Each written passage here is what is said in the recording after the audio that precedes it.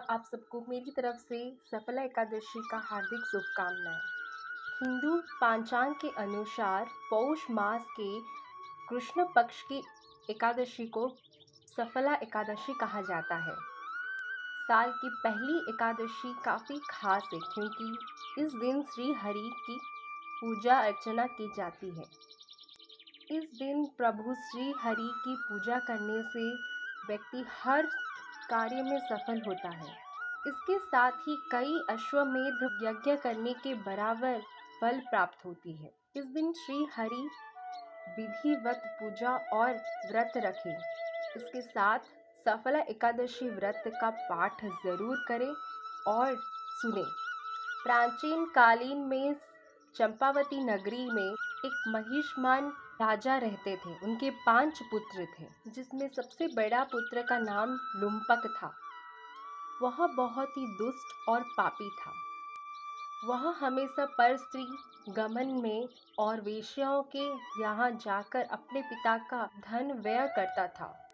देवता, ब्राह्मण, वैष्णवों का और आदि सुपुत्रों की निंदा करते हुए उसे बड़ा ही आनंद आता था। सारी प्रजा उसकी कुकर्मों से बहुत ही दुखी थे, परंतु युवराज होने के कारण सारे उनके अत्याचारों को सहने विवश और किसमें भी इतना साहस नहीं था कि कोई राजा की उनकी शिकायत करता। लेकिन एक दिन बुराइयों का अंत जरूर होता है। एक दिन किसी तरह से राजा महिष्मान को कुकर्मों का पता चल गया। अपने पुत्रों के बारे में ऐसी बातें सुनकर राजा अत्यंत क्रोधित हो गया और उन्हें राज्य से निकाल दिया। पिता द्वारा त्यागते ही लुम्पक को किसी ने सहारा नहीं दिया और सभी ने त्याग दिया। अब लुम्पक ने सोचने लगा, मैं अब क्या करूं, कहाँ जाऊं? अंत में उसने रात्रि में पिता के राज्य से चोरी करना ठान ली। वह दिन से वह वन में रहने लगा और रात्रि में वह पिता के नगरी से चोरी करने लगा और अन्य बुरे कुकर्म करने लगा। रात में वह जाकर के नगर के निवासियों को खूब मारता और उन्हें हैरान करता। इसके साथ ही वह निर्दोष पशु पक्षियों को भी मारकर वो भक्षण करता। किसी किसी राहत वह अगर नगर से बाहर पकड़ा जाता तो वह राजा के पुत्र जानकर उसे सिपाही छोड़ देते। कहते हैं कि कभी कभी अनजाने में भी प्राणी ईश्वर का कृपा प्राप्ति बन जाते। ऐसा ही कुछ लुम्पक के साथ भी हुआ। जिस वन में वह रहता था वहाँ भगवान का क्रीड़ा स्थल था और वह भगवान का भी प्रिय था। उस वन में एक प्राचीन पीपल का वृक्ष था तथा सारे लोग उस वृक्ष के और उस वन को भगवान की क्रीड़ास्थल मानते थे। वन में उस पीपल के पेड़ के नीचे महापापी लुम्पक रहता था। कुछ दिन बाद पौष मास के कृष्ण पक्ष दशमी के दिन वस्त्रहीन के कारण लुम्पक ठंड के कारण मूर्छित हो गया। ठंड के कारण वह रात को सो ना सका। उसके हाथ पैर अकड़ गए। वह रात बड़ी कठिनाई थी। उन्हें रात में नींद नहीं आई और परंतु अगले ही दिन उनका सूर्य आने के बाद भी उनकी मूर्छा नहीं टूटी। वह ज्यों त्यों पड़ा रहा।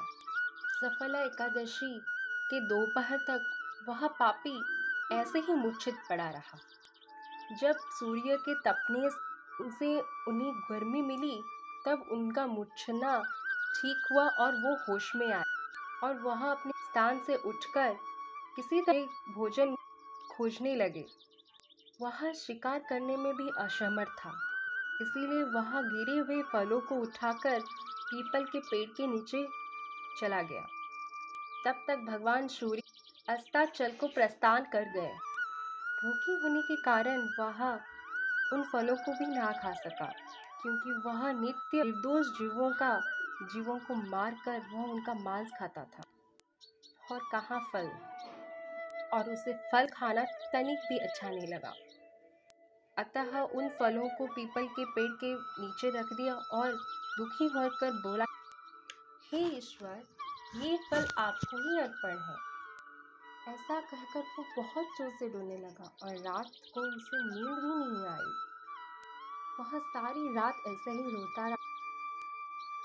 उस पापी को अनजाने में एकादशी का उपवास हो गया।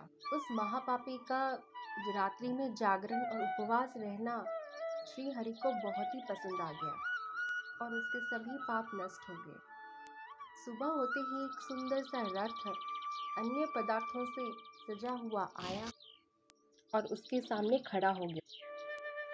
उसी समय आकाशवाणी हुई, हे युवराज, भगवान श्री हरि के प्रभाव से तेरे हर पाप नष्ट हो गए। अब तू अपने पिता के पास जाकर राज्य प्राप्त कर। तब वो अपने पिता के पास जाता है, उसे राज्य भी मिलता है और उसके पति और उसके बच्चे सारे खुशी से रहते हैं। और वो जब वृद्ध हो जाता है वो राज्य को अपने पुत्र को सौंपता है। फिर वो चला जाता है वन में तपस्या करने। उसका मृत्यु हो जाता है। मृत्यु के बाद वो वैकुंठ प्राप्त होता है। तो आप भी एकादशी का व्रत कीजिए। सफल एकादशी में सफल, ढेर सारा सफल। अगर आपको वीडियो मेरा अच्छा लगे तो लाइक शेयर सब्सक्राइब ज़रूर करें। जय श्री राधे राधे।